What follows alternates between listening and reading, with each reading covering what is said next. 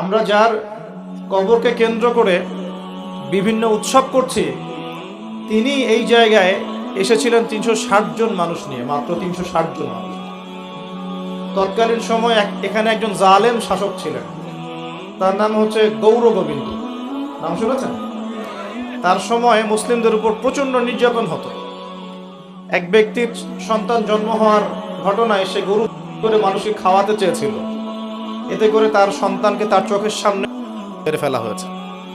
এগুলো ইতিহাসে লেখা আছে, আমরা এগুলো হিস্ট্রির মধ্যে পড়েছি।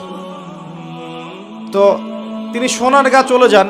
সোনারগাঁ গিয়ে তৎকালীন বাংলার শাসককে তিনি বিচার দেন।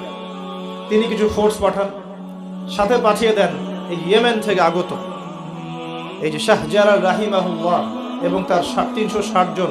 প্রথমে ছিল 210 জন।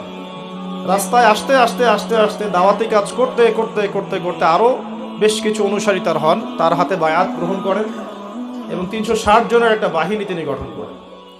শুধু আধ্যাত্মিকত্বেই তিনি আল্লাহর মারেফতওয়ালা মানুষ ছিলেন এমন নয়, বরং চলতি পথে মানুষকে দাওয়াতও দিয়েছেন। এক পর্যায়ে রাজা গৌর গোবিন্দের বিরুদ্ধে সশস্ত্র যুদ্ধও করেছেন। আপনারা কি মনে করেন এই অঞ্চলে ইসলাম কিভাবে এসেছে? খালি দাওয়াতের মাধ্যমে? আমি এখন যা দিচ্ছি এটা দাওয়াত। আমি আপনাকে নামাজের দাওয়াত দিতে পারি, কিন্তু নামাজ আমি এখানে প্রতিষ্ঠা করতে পারবো না। আমার কথা কি বুঝতে পারছেন? কিন্তু ওমর রাদিয়াল্লাহু আনহুর যুগে নামাজ প্রতিষ্ঠিত ছিল। কেউ নামাজ না পড়লে শাস্তি প্রদান করা হতো।